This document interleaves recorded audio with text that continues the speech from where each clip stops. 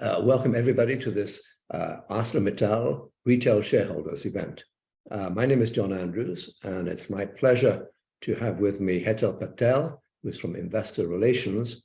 And in particular, it's a great privilege and pleasure to have Michel Wirth from the main board of ArcelorMittal to answer all your questions and to give his view on what has been happening with the corporation and what will happen. So let me go directly into this. Michel, many thanks for being with us. I'm in Britain, you're in Luxembourg at the moment.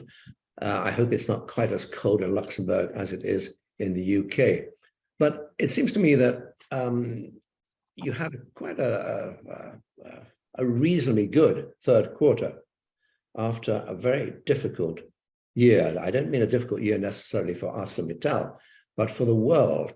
And if you think about it, it's been rather difficult for the last 2 or 3 years. I mean, I think the Chinese expression, we're living in interesting times, is pretty accurate. I mean, first of all, COVID, and now the Ukraine war, the Russian invasion of Ukraine on February the 24th. What's your impression of that whole period, and how do you see it going? Okay, thank you, John. Also, I want to say hello to all our shareholders. It's really a privilege and quite a nice tradition to meet at least once a year and to give the opportunity in a live scenario to speak a little bit where we are as ArcelorMittal and then give you some insight of the company. And when you speak about a difficult year, I think it was extremely tough.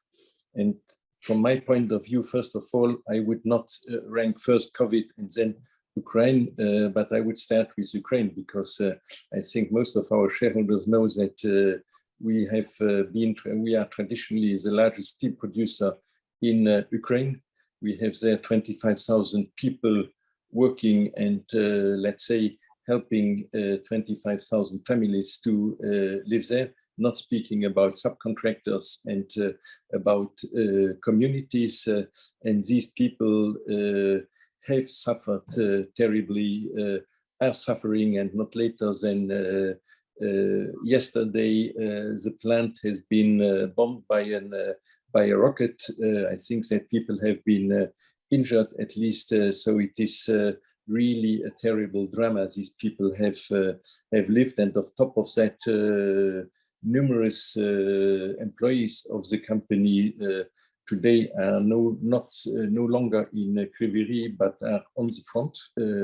We have had some fatalities due to military fightings, and I think that we all should think about this, pay tribute to what Ukrainian people are suffering, and not forgetting how important indeed peace is. But it is clear also that the Ukrainian crisis came after 2 years of COVID, which were quite extraordinary from all points of view. You remember at the beginning in 2020, so beginning of 2020, when COVID really happened, the economic life stopped. And the year was quite terrible because we had to stop almost all our plants. There was no demand. And then later on, when the first and the second wave came over, the market immediately changed. Everyone wanted to restart, and no one had realized really that the full supply chain of the metal processing industries, including constructions, were totally empty. There was no inventory at any part of the supply chain, and when the market started again, there was no steel available. And so it was a challenge, first of all, to try to get the raw material to produce. But on the other hand, the market was so marked by a strong scarcity of steel that there was a strong imbalance between supply and demand, which meant that steel prices started rocket up, giving us an exceptional year of 2021, which was the best one since 2008, and on an EBITDA per ton, even I think the best one the company had ever since its startup. And then this moment continued in the first half of this year, and then in summer, and we should come back a little bit later on what the reasons were, but the market went from a disequilibrium that demand was higher than supply to the reverse situation where supply was higher than demand. Raw material prices were falling, and hence we are entering into a much more difficult situation from a financial point of view. And Q3 was the first of that, because even if Q3 was quite decent with 2.7 billion of EBITDA, which is quite a good result also historically, nevertheless, we are in a falling tendency, and this will continue, I assume, also in Q4. And so what happened, in fact, raw material prices were falling, our costs, some of the costs were falling as well, and our customers were realizing that, in fact, that prices started to go in a sharp fall, in particular in the United States, but also in Europe. And then typically when you are confronted, if you are a steel buyer and you see that, and you think and you believe that prices will be cheaper tomorrow than they are today, what will you do? You don't buy. And I'm tempted to use, since we are, the World Cup is going on at the moment in Qatar, I'm tempted to use a football analogy. You mean it's a game, it's been a year of two halves. The first half, you had customers were building their inventory. Now in the second half, they're basically destocking.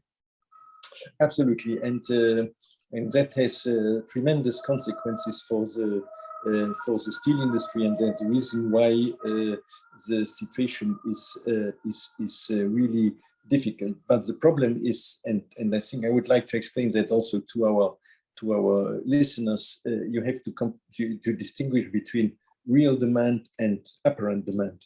Real demand also through Q3 and even in Q4 continues to be quite decent, with some exception maybe in China, but the construction market, there were a lot of housing and infrastructure works which are ongoing and which consume steel. Automotive is in 22 a little bit stronger than it was in 21.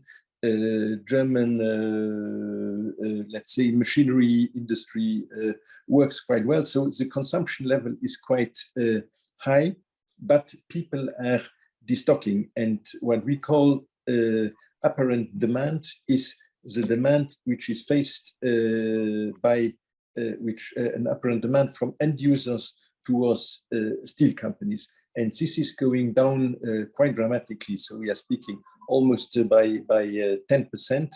And this is what really provoked the sharp fall in prices, and then also the fall in profitability, because as we know, our industry is full of fixed costs. And when you adapt your production, and that was what we have decided also to do, obviously you have proportionally more fixed costs, and fixed costs are not variables. That's the reason why they're called fixed.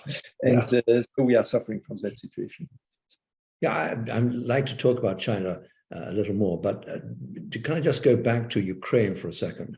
And if you take the whole of the pandemic, a lot of European governments and also the American government gave enormous subsidies to employers to cushion the effects of the pandemic and the lockdowns and so on.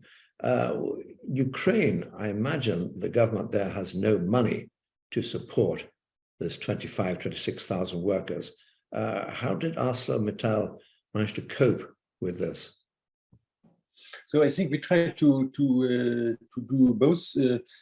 First of all, having working or producing as much as was possible, and to some extent, for example, our iron ore mines were continuing, and when the blast furnaces couldn't produce pig iron, we tried to sell iron ore. On the other hand, also we had some inventories of semi-finished.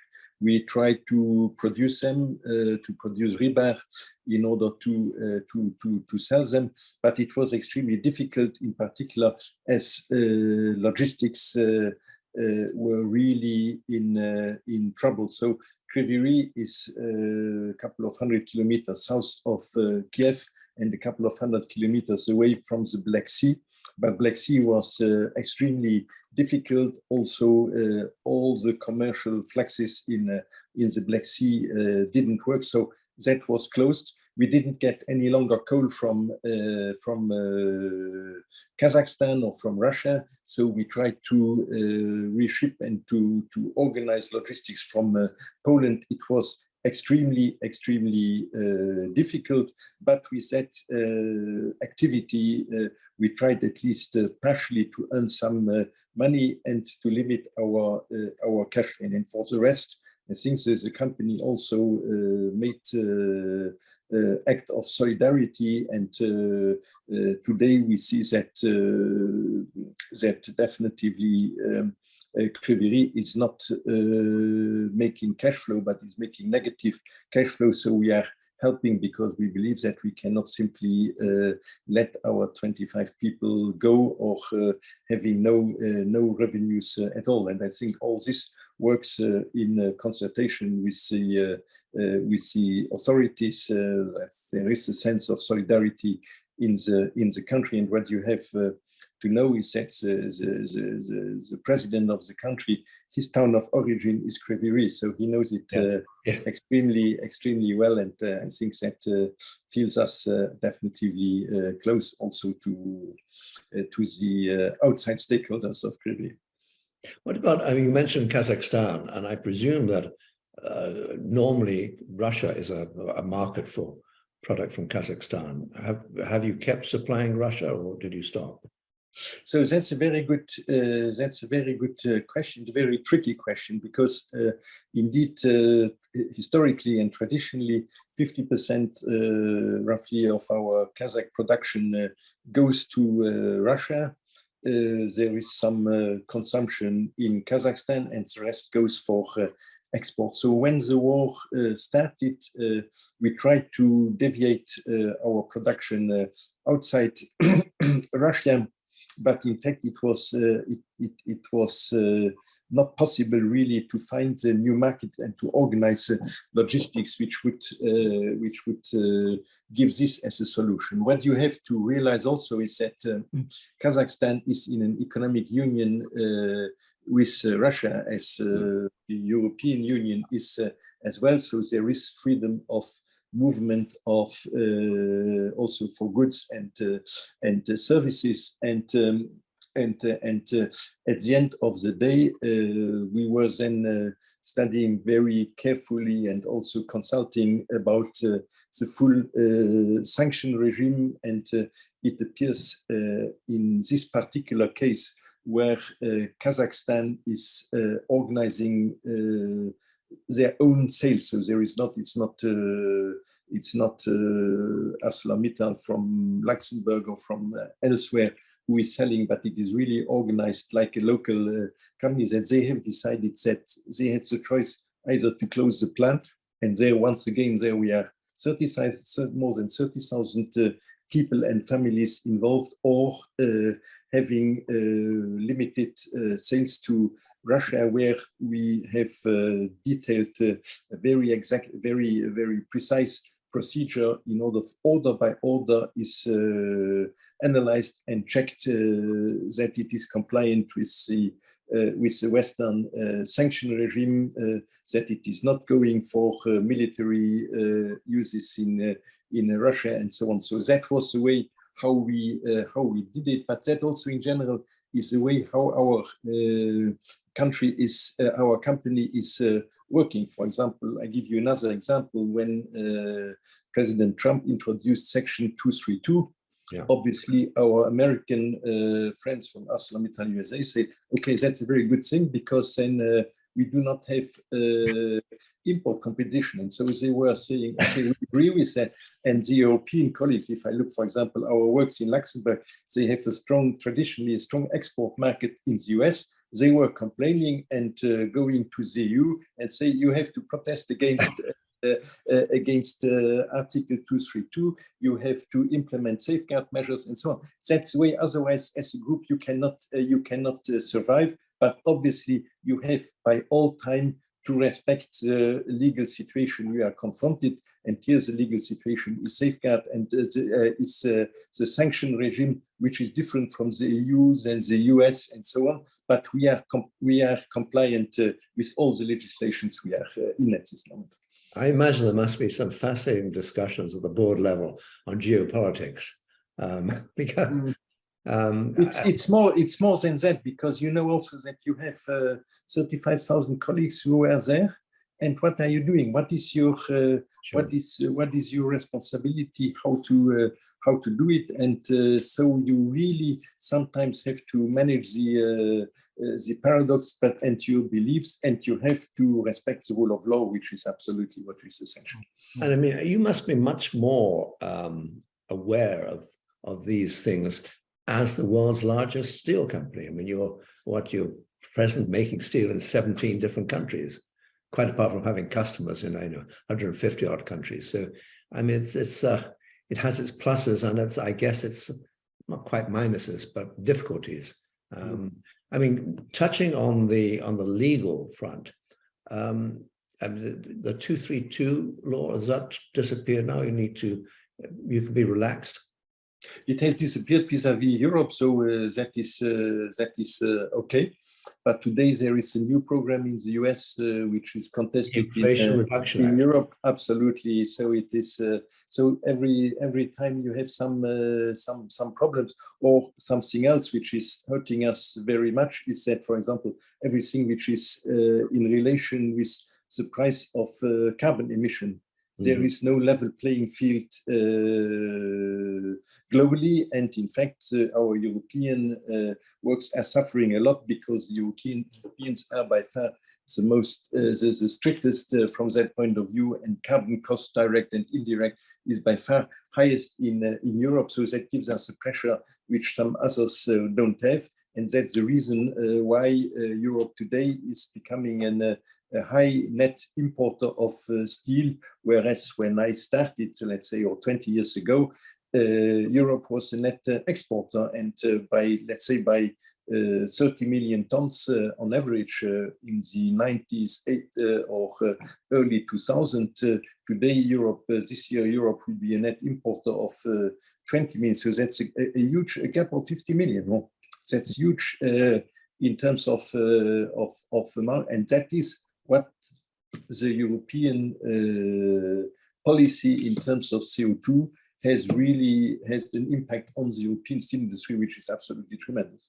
I mean, isn't that supposed to be something like the carbon reduction adjustment mechanism? I mean, to stop European consumers importing basically more carbon emitting products than they're allowed to get from Europe itself.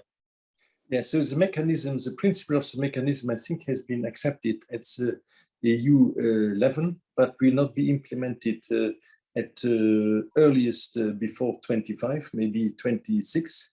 And then also, I think the second issue we have with that is that it is not yet the detailed rules how it would function is not yet defined. And for example, I give you two examples. If we want to export, will we be compensated because the factor of the carbon regime in Europe is that steel making in Europe will be more expensive than in the rest of the world, and in order not to allow unfair imports, this carbon tax should be introduced. That is the principle. But now, if I want from Europe to export to somewhere where such a carbon tax is not existing, or a carbon price not existing, will I be compensated so that I am competitive?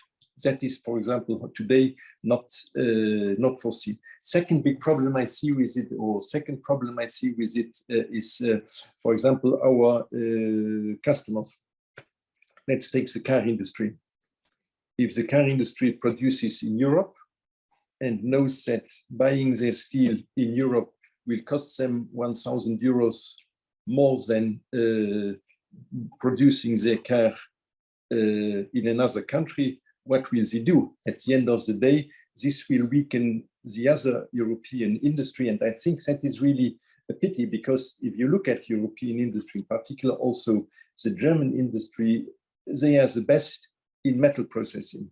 Europe is not so strong in electronics. Europe is strong, I would say, in chemistry and in transformation of metal, and their steel is really the part of. But by hurting them in such a way is really tough, and that's the reason why it is very important also at the European level that governments and prime ministers and so that they discuss and find ways how to keep competitiveness of the European industry, in particular in the international context of rivalry with China, war of Russia, and so on, where everyone sees that that each country or each region should have strategic interests and not be too dependent on outside situations. I mean, you mentioned the automobile industry, and I presume that come January, the prices will be set again with the car manufacturers. I mean, the price for steel. How are you looking forward to that? Will you get a good price? Because I would have thought, from the car industry's point of view, the chip shortage is still quite severe. Mm-hmm. So how can the car industry actually meet demand, in the expectation, of course, that demand does increase? No, volumes went definitely down. If I look at European car industry, I think that even if this year there had been a moderate, a slight increase in production, we are still more than 20% below the 2019 levels, so the pre-COVID levels. So from an absolute volume point of view, we guess that 2023 will be another slight increase, but we won't reach the levels we had before, and hence the orders from the automotive industry in terms of will be lower.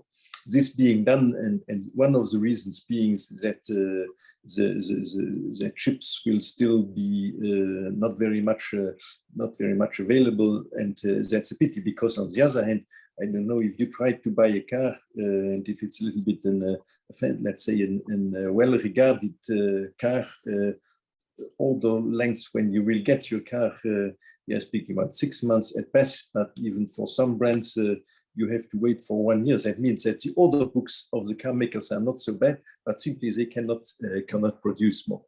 Now, negotiation of steel, how are we doing? So I met last week some institutional investors, and they were saying, but now when steel prices are going down, it will be easier for the car industry to push you in the corner. And then I tried to explain them that, in fact, for automotive clients, the price has two components. The first one is the base price, and the base price, to some extent, needs to adapt, at least partially, to the general market trend, even if our experience is that if prices go down or are very low for automotive, the base price is higher than the very low point. And the reverse is also true, that when prices rocket up, the base price is not as high because it is a stable relation. And then you have a second element, which are what we call the extras, what the car industry has to pay because you sell a sheet or a steel quality which is very elastic or very hard or easily weldable or which you can easily form, which is good for safety, where you can decrease the weight. All these features is in fact a transfer of value where the quality of product is giving a real business advantage to the customer. And there we have some price to be paid, and it is generally on this where we share the advantages.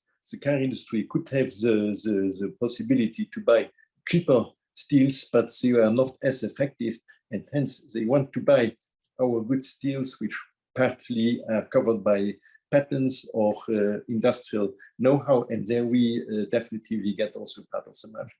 And I guess that this will also continue for next time, even if the base price is a little bit under pressure. I promise that we will get back to China. I mean, China's had a zero COVID policy, which seems to have slowed down Chinese economic growth quite dramatically. You have a joint venture in China, which I guess is mainly aimed at the Chinese automobile market, which after all, I suppose must by now be, is it the biggest in the world, or potentially anyway? How do you see the situation in China?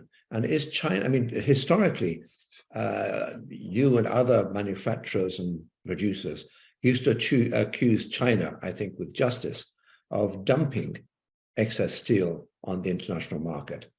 Is that happening anymore or not? What is the Chinese situation? I think there are two different questions. The first one is more general about China and what are the prospects of China. And I think it's fair to say that since some now more than a year, the growth path of China has decreased. China used to grow whatever happened by 7% per year. We are today in much lower grades, which means that the Chinese economy knows some serious issues in terms of growth, of production, of probably also supply chain, and to some extent is in the crisis. You have seen that also in the automotive industry. Automotive production did not grow in China this year, was a little bit lower than it was before, which is quite a new situation, but still at quite a high level. And our joint venture with Sunan Berlin for automotive sheet is really positioning itself in the very high-end markets, selling or producing the unique quality steels from which have been developed by our research centers and which are, as I said before, being produced. So this works quite well from that point of view, because it is really a kind of niche product which is extremely attractive for our customers. Second question is about the steel industry in China is roughly 50% of the global steel industry. So everything which happens in China has an impact worldwide, it being on the price of raw materials, on the availability of raw materials, or on the price. What we have seen over the last years, I would say 4 or 5 years, was that exports from China to other countries, and in particular to other steel producing countries like the EU or the United States, have structurally decreased. Why is that? First of all, because at least after bad experiences, also these countries have started to implement anti-dumping policies, limiting the imports of Chinese steel. Second, I would say also the Chinese government, I think, has also realized by that selling simply steel and even cheap steel is probably not in the best interest of this country. for ecological reasons, definitively. And second, the Chinese want to transform their economy. For example, they want to be number one in EVs, in electric vehicles. They want to go into technology, and I think that's much more a threat today than purely the steel industry. And that's the reason why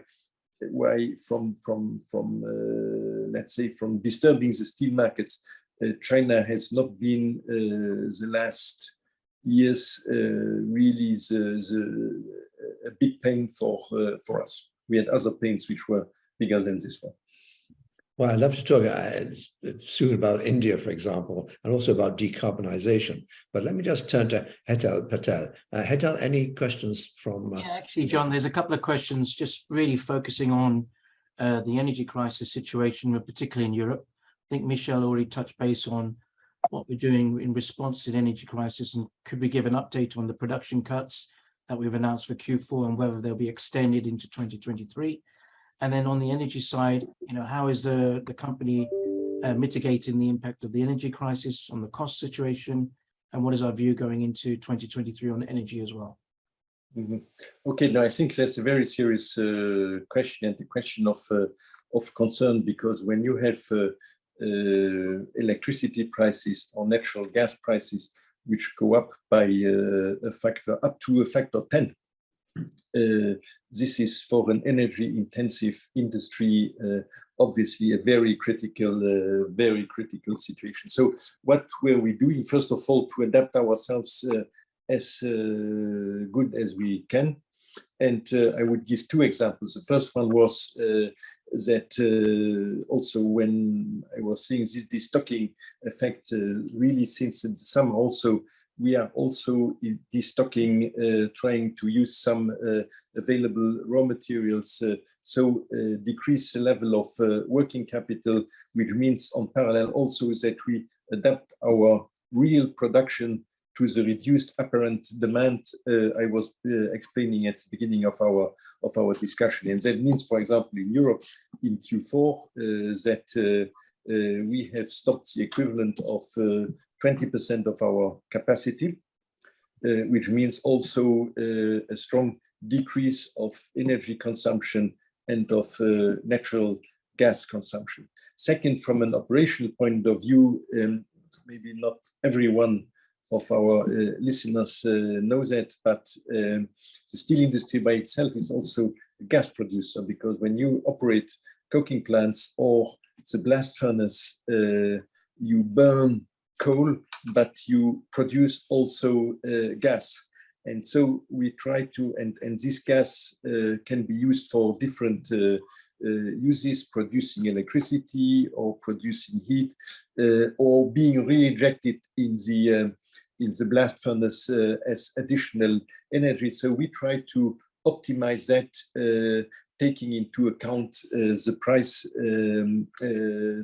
situation and also the consumption. And when the European governments, for example, telling us in preparation of this winter, we should use as much as possible our natural gas production, this is what we are really doing. And we see today, for example, in many of the European countries where we are, that our natural gas production consumption was down up to 30%. So we are also trying to optimize the situation. Or last but not least, we have one DRI plant in Hamburg, for example, in Germany.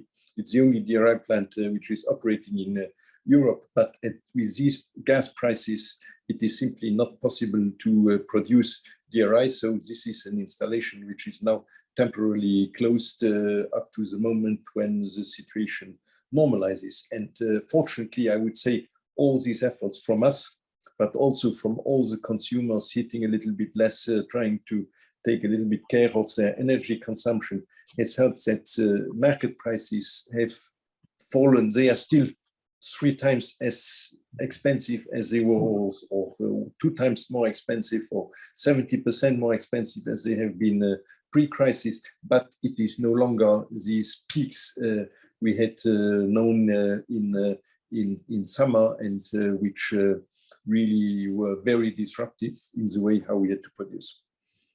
I mean, has that ironically enhanced your quite ambitious decarbonization efforts? I mean, you have a target for net zero by 2050, and I think in Europe, you're hoping to reduce carbon intensity by 35% by 2030, which is only 8 years away. Mm-hmm. Has the price of gas, the price of energy, really in a sense helped you, just sort of emphasized the importance of getting to those targets? Mm-hmm. Unfortunately not, but I will come to that in one moment, because first I would like to say a word about our carbon strategy, because I would say that today, and that at least since a couple of years, the central axis of the ArcelorMittal strategy is becoming carbon neutral. And why is that at the center of our strategy? That's because we believe that if the steel industry can solve this problem, then the material steel produced without carbon will be the best and the most sustainable material which globally exists. And so using green working green steel is working for the future, because also, as you remember, that steel, you can recycle endlessly steel by melting it in the electric arc furnace. And so it would be really part of circular economy, and it would be totally green. And so it's absolutely fantastic. And that's the reason why the company believes that this is the way to go. Now, the issue is that going from one where you emit 2 tons of carbon per ton of steel you produce to go to zero, this is a painful and a very costly way, because you have in fact to transform totally the way how your business works. And there we have made a lot of efforts in terms of R&D, in terms of strategic thinking, and we have said that there is probably not one way which will be the only way how to reach the goal, because this one way which exists, and which is a hydrogen way, to be simple, is a way which is today highly uncompetitive in economic terms compared to the blast furnace route. And so the issue is, how can you transform? And unfortunately, one way how to do it is, in fact, this new route would be to replace the blast furnace and the basic oxygen furnace, also the steelworks, to change it and to replace it by a DRI reduction furnace and by an electric arc furnace. For the DRI reduction furnace, if you want to be absolutely carbon free, you need to use as combustion hydrogen. And hydrogen, to be green, needs to be produced with green power. And the energy balance of this is less efficient than the energy balance of the blast furnace, and hence economically one is much more expensive than the other.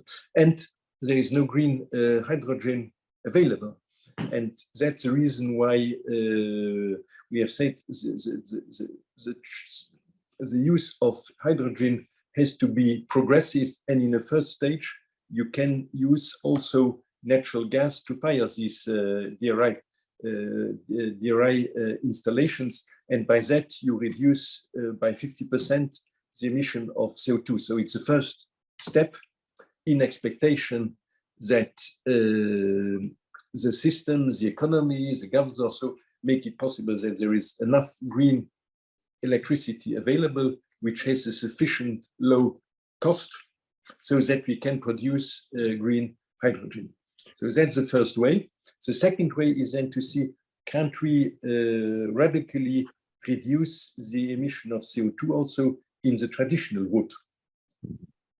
And there you can imagine, there are also some technologies we are developing and implementing. I give you 2 or 3 examples. The first one is blowing in hydrogen in the blast furnace instead of coal. Second way would be blow in, for example, some biomass, some kind of woods instead of coal. Third way would be, this month of December is very important, is to capture the CO2 and to transform this CO2 into something usable, for example, bioethanol. And why do I say that December is so important? Because during this month of December, we will start operations of a new plant on our site in Ghent, which has been developed with a partner, Lanzatech, where we capture CO2 and we transform this CO2 into bioethanol, which can be used in the chemistry industry, which can be used, and you mix it with kerosene for planes and so on, and hence you substitute that product against the traditional oil products. And these are kind of ways we are doing, and with all these projects, we have a roadmap to go to -35, but we need strong support also of the governments to reach it. Well, you've got support in Canada, I think, from government of Canada and the government of Quebec. Maybe it's Quebec and Ontario. Didn't you have or don't you at the moment have a green hydrogen project in Canada? So it is actually operating, I presume, on a test basis. No, that is really on an industrial basis. So we have decided an investment plan, shutting down the blast furnace in Dofasco, replacing it with DRI production and electric arc furnaces. And this program is indeed, as you say, heavily supported by the federal government of Canada and by the government of Ontario. And through that, we have demonstrated that the new route will be competitive also compared to the old one, which means also for our European projects where we have developed similar concepts in France, in Germany, in Spain, and in Belgium. We can say that also there we need quite a significant support from the different governments in order to make it to make this possible, because otherwise if we know that we would make the investment and lose 50 or 100 or 200 euros per ton, obviously we cannot do that. We haven't mentioned mining. I mean, you are, after all, a pretty big mining operator. I think you produce 50% of your own needs from your mining operations. What's the situation there? Because I know you've had big ambitions in Liberia.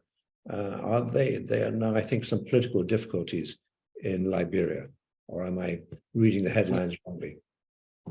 No, okay. So let's, I think, first of all, our mining operations are doing very well. We are almost a little bit below 60% of self-sufficiency if you look at it from an hedging perspective, which is definitely a huge competitive advantage also in comparison with most of our peers. And our mines are of high quality grade and are very competitive. From our most important mining operation is in Canada, in Quebec, which is doing extremely well. And then you're absolutely right that we have another operation in Liberia. Now, Liberia, we are there now since, I would say, more than 15 years. I think it's the most important single foreign investor. We have developed their mining activity with a 200-kilometer railway. We have built a port, and we are now on the implementation to increase this capacity and to invest much more in this country. So this has given this has risen some issues with the government we are presently discussing. I think there is a strong will from ArcelorMittal to proceed like that, and I'm confident that we will find the solution also with the government, because we are really this is really a win-win solution, because iron ore will be one of the big export items for Liberia. So it will give royalties to the government, it will create jobs, it will help industrialization. And why I am optimistic, I just have also heard that the president of Liberia, he has now named a commission of very high persons in the government to conclude with ArcelorMittal and to solve the remaining open problems. And the rest, I think these are sometimes press articles, but I think there is a will of both sides to develop this because it would mean that we would triple our output in Liberia. I hope it doesn't take sort of against you because the United States got knocked out of the World Cup because his son was playing for the US team. Sorry, that's a digression. Hetal, from you, please. Yeah, look, I think there's been a number of questions here on shareholder returns and capital allocation. So I think I'll break it down into probably three areas. First of all, is really on the working capital. Any views on the potential release of working capital into Q4 and into 2023, which could support free cash flow. And then secondly, we can talk about afterwards is really on shareholder returns, in particularly the share buybacks versus dividends. Okay, I think that's really, yes, these are very, very important questions, especially for our shareholders. But first of all, before we go, and because before I respond very precisely to your question, I would like to recall what has been achieved over the last 2 years, because in fact, we have given back to our shareholders 10 billion in terms of cash. The number of shares in circulation today is almost 30% below what it was, and we have defined an I think a very attractive policy, capital allocation policy, basically, which says first of all we pay a base dividend which should grow over time with the growth of the structural profitability of our company, which is realized through the strategic investments also we are doing. So this is the first element. Then second, out of the remaining free cash flow available, 50% will be used for our shareholders. And it was thought, and also taking into consideration the valuation of our share price, that the most attractive way how to spend this free cash flow was to buy back shares. And that's the reason why we had several buyback programs which have been extremely positive and which at the end of the day have as a consequence that the earnings per share or the cash flow per share is increasing. Now we have one ongoing share buyback program which is there. There is still, I think, by the order of 30 million shares which are still to be purchased. This program normally should last up to the month of May, because in May, when we have our general shareholders meeting, we need to pass a new resolution in order to get a new authorization, because by law you have only a certain limit of shares you can buy, and then we will have the opportunity to discuss that. But giving back money to shareholders is only possible when you earn money or when you earn cash. And so from that point of view, the question of working capital requirements is extremely important. So we have also invested over the last 6 or 7 quarters, 10 billion of working capital. Why was that? Because iron ore prices went up, because coal prices went up, because steel prices went up. So the whole supply chain was increasing in value, and we needed to act also the raising costs. Now this has returned, as we have discussed before, and so from that point of view, we can now expect the reverse situation. That means that working capital gradually will go down, and which will help us then to continue to generate free cash flow. more than 1 billion in Q3 is a good example. And we have said also when we presented our Q4 results that we expect in Q4 also to generate free cash flow, which will then be where we apply then our capital allocation policy I was mentioning before. How will that go? So that will go down gradually. And that's the reason why we can say that we have foreseen that in the fourth quarter, working capital will be released, and probably the same will happen about next year. Now the question of share buybacks versus dividends. This is a debate we discussed with our shareholders. What I told you, we had chosen for going for share buybacks when we earned so much money over the last 6 quarters, and as the share price was relatively low. I give you an example. The book value per share is today in the 50s, I think 55 or 60, $56 per share, whereas the share price is roughly less than half of it. So it's really, there is really a lot of value to be found there. And then on the other hand, it's also our experience, if you are too volatile in the dividend, for example, 1 year you pay, as we last year, this year we paid 38 pence, and then you would go up to $1 and then going down once again to 30. This is not really appreciated by shareholders because they cannot, it's not predictable what you are doing. And that's the reason why we believe that a regular dividend policy today is best. But if share price would be so high that it would not be attractive to buy back shares, then obviously one could also think in other forms like an extra dividend or things like that.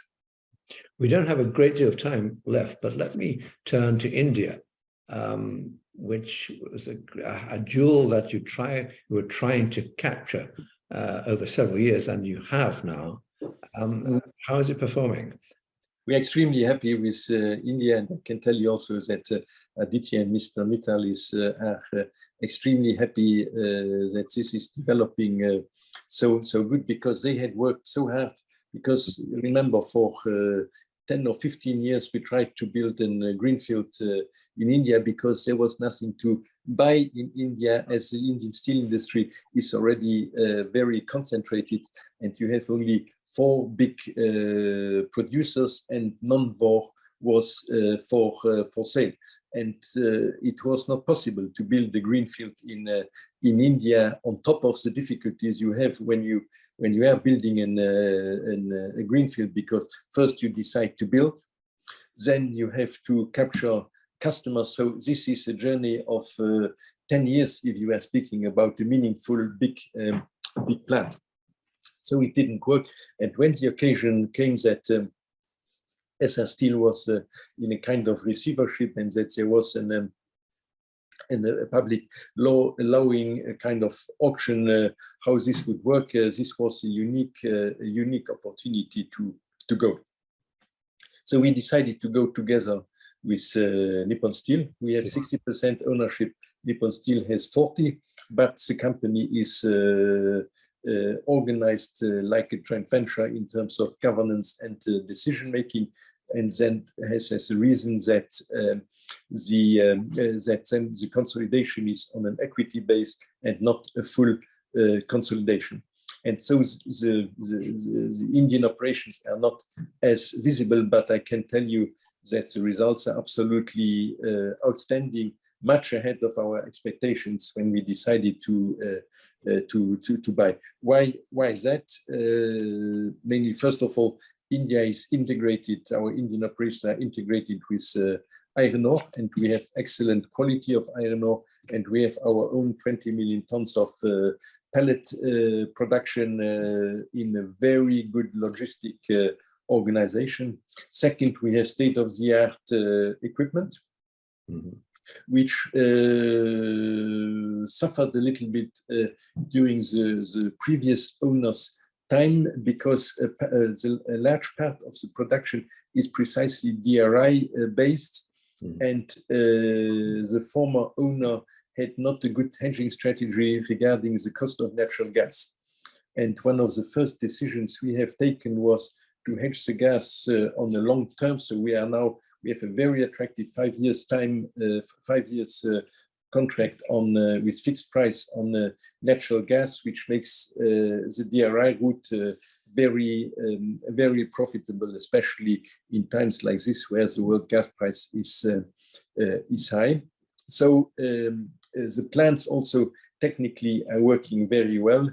We have an excellent local management, which is well supported by Nippon Steel and ArcelorMittal. And also we want to orientate this flat steel work for the high-end markets, which cannot be matched by the local competition, because Tata Steel or SAIL or Jindal simply do not have these qualities, which are those from ArcelorMittal and Nippon Steel as well. So this is extremely well. Now our challenge is, because India is the most attractive steel market in the world, and everyone expects that the steel market should double in size by around 2030. So the issue is now how to grow with the market. And that is what we are really going on, and we have made tremendous progress now this year in this respect. First of all, we are today implementing a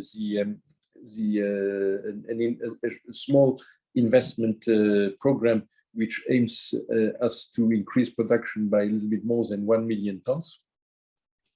Second, we have secured the logistic route by ArcelorMittal, Nippon Steel India, purchasing also the port and the power plant, so making the full site of Hazira self-sufficient from a logistic and energy point of view. And third, we have released a CapEx program which would allow us over the next years to almost double the capacity of the Hazira plant from today, let's say 7 million tons to reach up to 15 million tons. And on top of all this, we have also had good and constructive discussions with Indian authorities, finding real estate which will permit us to build hopefully then a further next integrated plant in another region. Well, Michel, we are ending on a very a nicely optimistic note. We've got literally just 1 minute left, and I want to wish you a very happy Christmas and all and holiday season to all the ArcelorMittal shareholders as well. But if literally in 30 seconds, how would you sum up the prospects for next year? Okay, I think that next year will be tough because we are entering the year while the markets are falling. I think we are also from a macro point of view living in an environment of higher inflation, which means that costs will go up, and possibly also of a mild recession. People are speaking in the US and maybe also a recession in India. So it would be tough after 2 years which were exceptionally good. And I would say that if we are going a little bit downside, ArcelorMittal probably has never been as strong as it is today. First of all, the balance sheet. Second, I would say also in terms of assets, we have over time also changed our portfolio. ArcelorMittal USA is no longer part of the group and is with another owner. In the meantime, we have developed our plants with heavy investments in Dofasco and also in Calvert, where we are building an electric arc furnace. So we will be, I would say, the most competitive producers in North America. we didn't speak about Mexico, but there the hot strip mill has started and is going well. Brazil is fantastic, has been further strengthened by the purchase of CSP. We have acquired the DRI plant of which belonged to Wurst in Corpus Christi, and we have this decarbonization strategy and the roadmap fixed. And at last but not least, we have the balance sheet, which is the strongest we have ever had, and a very motivated workforce as well, because that is, at the end of the day, it is the people, the management who is doing it. And I think that everyone is very proud what has been achieved inside. So from that point of view, I can say things are very good. And if times are more difficult, there's also sometimes times of new opportunities. So we have to hope. And I think also, if I see that even despite the fact that the markets went down, our share price had been relatively stable over time, is also that our shareholders recognize, I think, the strength of the company. And it is we said that I think that also our employees, but also I should get our shareholders, they should really take now a rest and take advantage of a nice and festive Christmas and New Year period. And so that's also, I would like to join myself with your wishes and to wish everything all the best to everyone. First of all, health, and for us also next year, safety, because safety, we will continue to fight for it. We are still not yet there where we want to be, in particular in terms of heavy accidents and fatalities. But in terms of frequency rate, 2022 has been a good year. But safety, we have still worked. And if I have personally a wish, where should we make most progress next year? I definitely hope that it will be on the domain also of safety. Michel, that's a very, very good wish. We're 3 minutes over our time limit, but never mind. I think deservedly so. Thank you very much for being with us all this time. And thank you, Hetal, very much indeed. And thank you, of course, to all the ArcelorMittal retail shareholders. Have a very good Christmas and a great New Year. Take care. Thank you.